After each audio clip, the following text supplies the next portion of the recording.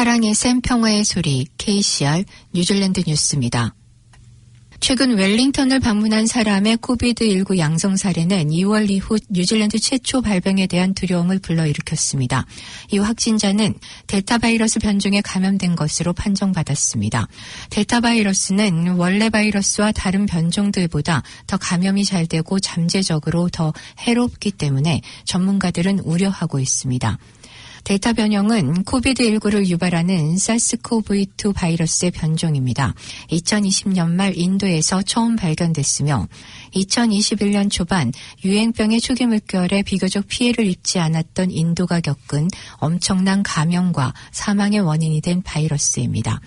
2021년 초에 처음으로 헤드라인을 장식했을 때 델타 바이러스는 인도 변종 또는 이중 돌연 바이러스로 불렸지만 세계보건기구는 질병이나 바이러스를 장소에 따라 명명하는 것을 금지시켰습니다. 이는 오명으로 이어질 수 있기 때문입니다. 지난 5월 세계보건기구는 코비드19 변종이 모두 그리스 알파벳에서 따온 이름을 가질 것이라고 발표했습니다. 인도에서 발견된 것은 델타라고 불리며 유행병이 시작된 이래로 발견된 네 번째 주요 변종입니다. 영국에서 처음 발견된 변종은 알파, 남아프리카 공화국의 베타, 브라질에서 발견된 변종은 감마였습니다. 이 세 가지 변종과 델타는 세계보건기구에 의해 우려의 변종으로 분류됐습니다. 델타 바이러스는 2020년 말 영국에서 확인된 이미 감염성이 높은 알파 변종보다 약 60% 더 전염성이 있는 것 같다고 과학저널 네이처가 이번 주에 보고했습니다. 알파 변종은 원래의 사스코브이2 변종보다 40에서 80% 더 감염성이 있으며 북반구 겨울철에 영국의 대규모 발병을 주도했습니다. 사람들을 감염시키는 델타 변종 바이러스의 능력은 시드니 쇼핑몰에서 한 사람이 다른 사람을 감염시켰을 때 순식간에 전염되는 것이 입증됐습니다. 그들은 단지 서로 지나쳤을 뿐이며 CCTV 영상에 따르면 바이러스가 이러한 스쳐 지나가는 것만으로도 새로운 숙주를 감염시키기에 충분했습니다. 뉴사우스웨일스 주지사는 육체적으로 접촉하지 않더라도 한순간 같은 공간에서 바이러스가 한 사람에게서 다른 사람으로 전이되는 것을 목격했다며 그렇게 전염성이 강하다고 말했습니다. 델타 변종은 이제 영국에서 알파 변종보다 더 흔해졌으며 영국 정부가 취한 일부 제한 해제를 연기하도록 촉구하는 등 새로운 감염 급증에 대한 걱정을 야기시켰습니다. 또한 미국에서는 전체 감염의 10%를 차지했던 것에서 일주일 동안에 20%로 증가했습니다. 또한 델타 변종 바이러스는 이전 변종보다 어린이를 감염시키는데 훨씬 더 전파력이 있는 것으로 나타났습니다. 영국 연구원에 따르면 델타 변종의 새로운 감염은 전형적인 코비드19와 약간 다른 증상을 보입니다. 이달 초 킹스 칼리지 런던의 팀 스펙터 교수는 기침은 더 드물고 냄새의 손실도 더 적으나 대신 젊은 사람들의 경미한 질병 사례는 더 심한 감기처럼 나타난다고 말했습니다.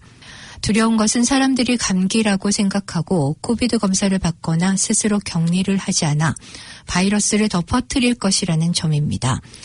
가장 큰 증상은 두통이며 콧물과 인후통 그리고 열이 뒤따릅니다. 오래된 전형적인 증상이 아니며 사람들은 델타 감염을 인식하지 못합니다.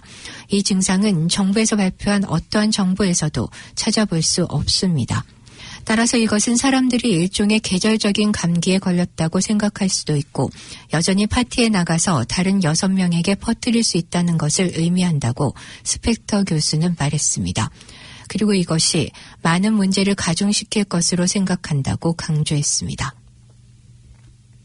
뉴질랜드에서 출시되는 화이자 바이오엔텍 백신은 오리지널 코비드 바이러스에 대해서는 두 번째 접종 2주 후 약 94%의 효과가 있는 것으로 나타났습니다. 하지만 지금까지 수집된 데이터에 따르면 2회 접종을 마친 경우더라도 델타 바이러스 감염에 대해서는 79%의 보호만 제공합니다. 5월 말에 발표된 새로운 연구에 따르면 화이자 백신은 1회 접종 시 델타 변이 바이러스에 대해 33%만 효과적이라는 사실이 밝혀졌습니다.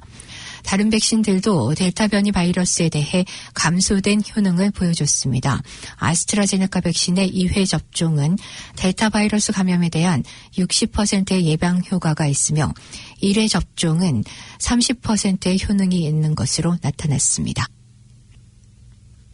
우체국인 뉴질랜드 포스트는 새로운 변화에 적응하는 모습으로 오늘부터 새로이 로고를 변경하며 회사 브랜드도 바꿨습니다.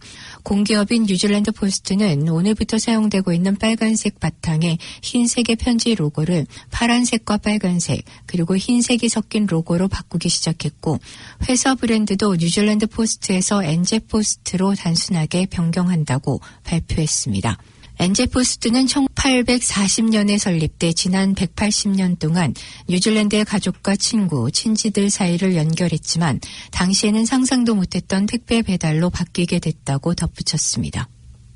오늘의 환율 정보입니다. 뉴질랜드 달러화 대비 원화 기준 환율은 800원 49전, 한국에서 보낼 때 808원 49전, 한국에서 받을 때 792원 49전입니다.